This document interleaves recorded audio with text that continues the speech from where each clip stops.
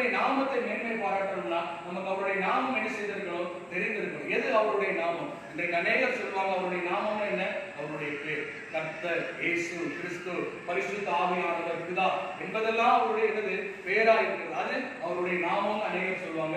அதுவும் கிட்டத்தட்ட என்னது பாருங்க, உண்மைதான். இன்னும் சிலர் அவருடைய நாமம் என்று சொல்லும் பொழுது கர்த்தருடைய வார்த்தையை என்னன்னு சொல்லுவாங்க, அவருடைய நாமம் சொல்லுவாங்க.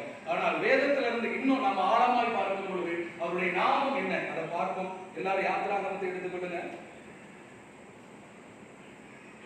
யாத்திராகமம் 33:19. அவருடைய நாமத்தை நம்ம மேன்மை பாராட்டணும்னா அவருடைய நாமம் என்ன என்பதை நம்ம சரியாய் விளங்கிக் கொள்ளணும். வாசிங்க.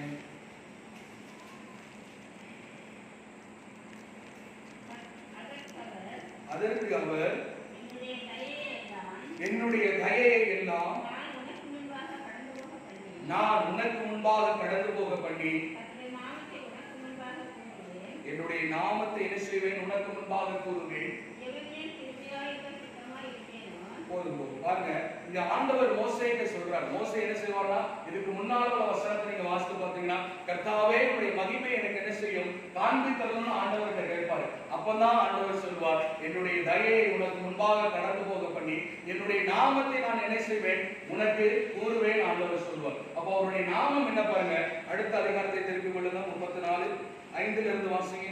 5:6. கர்த்தர் ஒரு மேகத்தில் இறங்கி அங்கே அவன் அருகே நின்று கர்த்தருடைய நாமத்தை கூறினார்.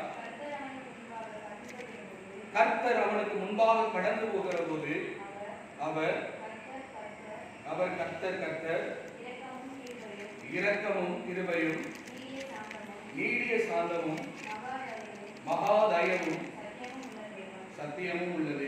பாருங்க, இந்த இடத்துல ஆண்டவர் மோசேக்கு முதல்ல என்ன சொன்னார் பாருங்க, என்னுடைய நாமத்தை நான் என்ன செய்வேன், உனக்கு கூறுவேன் ஆண்டவர் சொல்லிட்டு இந்த இடத்துல ஆண்டவர் அவருடைய நாமத்தை என்ன சொல்லுகிறார் பாருங்க, மோசேக்கு வெளிப்படுத்துகிறார். அப்படி ஆண்டவர் அவர் மோசேக்கு வெளிப்படுத்தும் பொழுது அவர் என்ன சொல்லுகிறார் பாருங்க, கர்த்தர் என்ன செய்கிறவரா இருக்கிறாரா, இரக்கமுள்ள தேவனா இருக்கிறார். கர்த்தர் என்ன செய்கிறார், கிருபையா இருக்கிறார். கர்த்தர் நீடிய சாந்தமா இருக்கிறார், மகா தயவுள்ளவரா இருக்கிறாருன்னு மோசையோடு கர்த்தர் சொல்லுகிறார். அப்போ அவருடைய நாமம் என்ன பாருங்க, அவருடைய பேர் கிடையாது, அவருடைய குணாதிசயங்கள், அவருடைய சுவாபங்கள். கர்த்தர் எப்படி இருக்கிறாரா, கிருபையா இருக்கிறார், அவர் இரக்கமா இருக்கிறார், அவர் என்ன செய்கிறார், தயவா இருக்கிறார், பொறுமையுள்ளவரா இருக்கிறார்ங்கிறதான அவருடைய குணாதிசயங்கள் எப்படிப்பட்டதா இருக்கிறது, அவருடைய நாமமா இருக்கிறது.